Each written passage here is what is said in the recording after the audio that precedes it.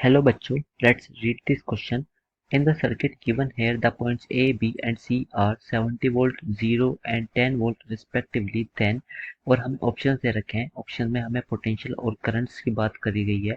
तो हम सबसे पहले यहाँ पे D का पोटेंशियल निकालेंगे, तो उसके बाद आगे हम बाकी चीज सोल्व कर सकते हैं. और इसको करने से पहले मैं इस क्वेश्चन से रिलेटेड आपको की कंसेप्ट बता देता हूँ कि इसमें की कंसेप्ट क्या यूज होगा. बेसिकली जब भी आपको ऐसे क्वेश्चन दिए जाते हैं ना, तो हम एज्यूम कर लेते हैं कि यहाँ से जो करंट जा रहा है, लेट्स से यहाँ से और यहाँ से, इन तीनों का सम जीरो होने वाला है. मैं लेट्स से इसको I1, I2 एंड I3, इन सब का सम जीरो होता है, क्योंकि हमें पता है कि किसी भी जंक्शन पर इनकमिंग एंड आउटगोइंग करंट का सम करे तो वो जीरो आने वाला है. तो मैं ये लिख सकता हूँ कि I1 plus I2 plus I3 should be equal to zero. अब हमें यहाँ से क्या पोटेंशियल आ जाएगा, कैसे, जैसे हमें डी का पॉइंट का पोटेंशियल V है और B का पोटेंशियल 0 दे रखा है, A का पोटेंशियल 70 गिवन है एंड C का पोटेंशियल 10 गिवन है.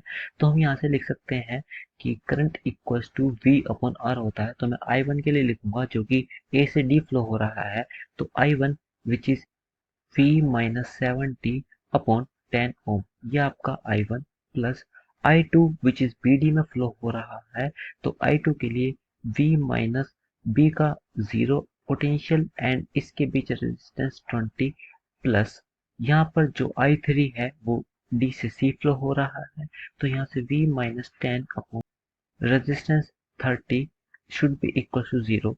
एंड इस इक्वेशन को सोल्व करेंगे तो हमारा V आ जाएगा, और V आ जाएगा तो हम अपने ऑप्शंस के अकॉर्डिंग आंसर दे सकते हैं. तो मैं इस इक्वेशन को नेक्स्ट पेज पर सोल्व करता हूँ. सो हमारे पास जो इक्वेशन आई थी which is V minus 70 upon 10 plus V minus 0 upon 20 plus V minus 10 upon 30 is equal to zero. इनका एलसीएम देंगे तो 60 एलसीएम आ जाएगा.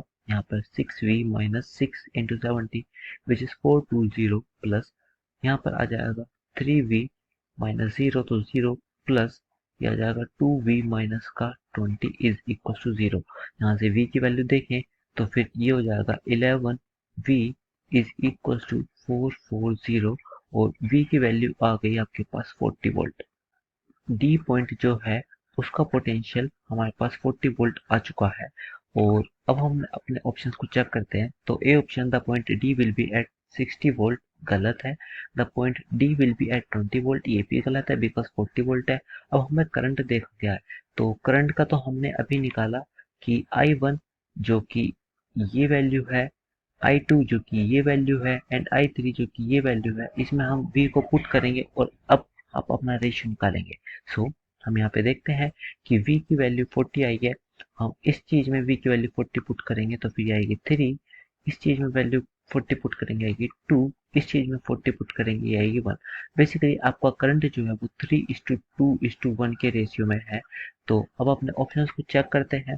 सो जो हमारा डी ऑप्शन है, the current in the path AD, DB and DC are in the ratio of 3:2:1. Yes, D is the correct option. I hope you guys understood this. Thank you so much. Take care.